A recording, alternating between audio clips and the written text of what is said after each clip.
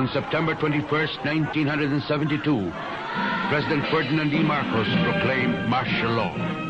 With Proclamation 1081, he began the work of building a new society.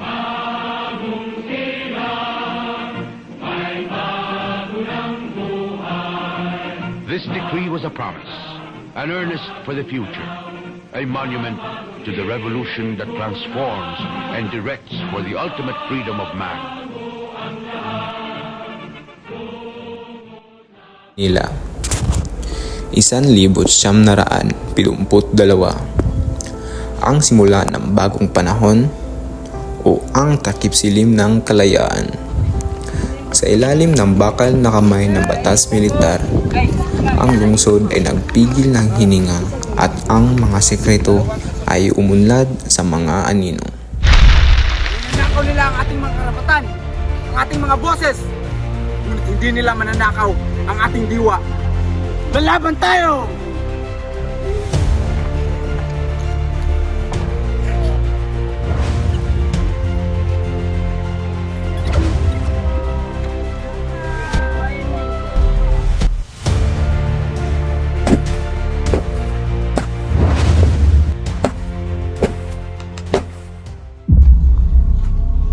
Ipasa mo ito sa mga tao. Huwag kang mahiya at ibahagi ang ating kagustuhan na makamit natin ang ating kalayaan.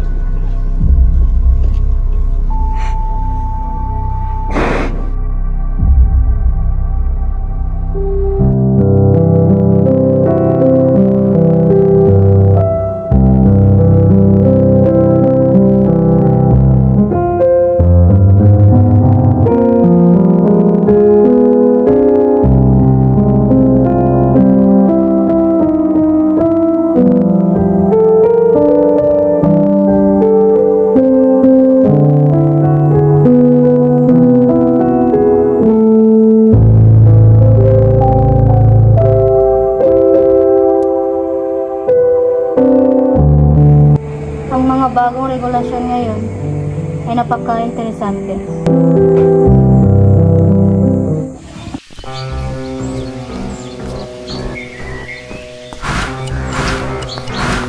Hindi tayo tatahimik! Lalaban tayo sa ating kalayan! Hindi natin hayaan sirain ngayon tayo! Hindi ngayon! Hindi kailanman! Ani, kumanda yan din Jose? ka. Isabel? Hindi ka dapat nandito. Masyadong mapanganib. Ngunit, kailangan kita, Jose. Kailangan kita makita. Subalit, masyadong mapanganib. Kailangan natin lipat ang mga supply ngayong gabi. Binabantayan nila tayo. Jose, nagmamakaawa sa'yo. Umakas na lang tayo. Kasi lalaban tayo. Kailangan natin ipaglaban ang ating layan. Hindi ako tayo papayag na kunin ang ating kalayaan. Jose, pakiusap. Sumama ka sa akin. Maaari nating iwan ang lahat ng ito. Huwag mo kaming subukang iwan, Jose. Kailangan ka namin.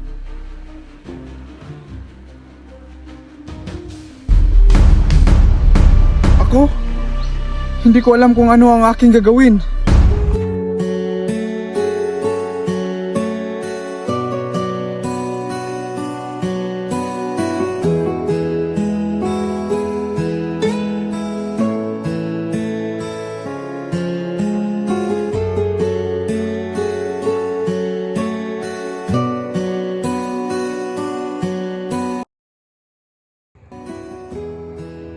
Isabel, patawad. Hindi ko kayang iwanan ang lahat ng ito. Ang paglaban ay nasa aking dugo. Ngunit, ikaw ang aking liwanag. Tristeta, patawad. Ang mga pangyayari ay mahantong sa isang trahedya. Kailangan kong magdesisyon. Ang paglaban ay aking buhay, ngunit ikaw ang aking inspirasyon.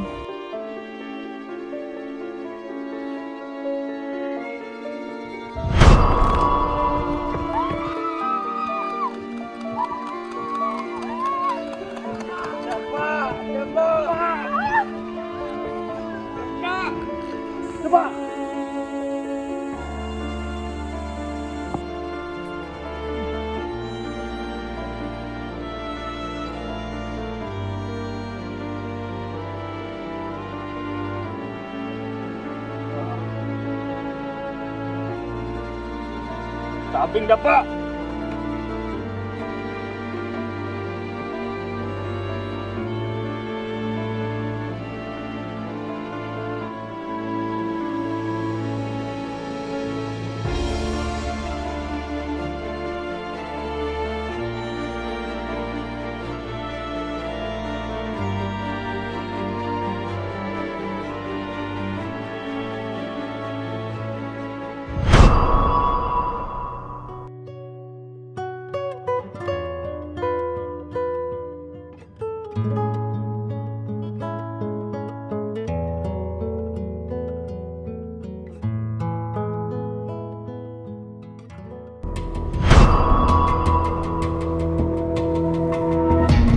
Sino yung mga kasama mo? Sino yung mga kasama mo? Sino yung mga kasama mo? Sumagot ka! Hindi mo sila mahanap! May pag-asa ka bang mabuhay? Kung sasagot ka! Tikas ka talagang kupal ka.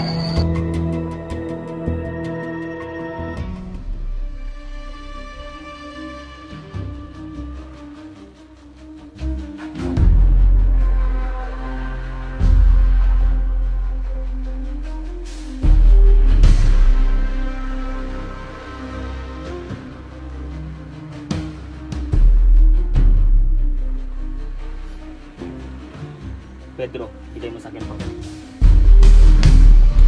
Basta.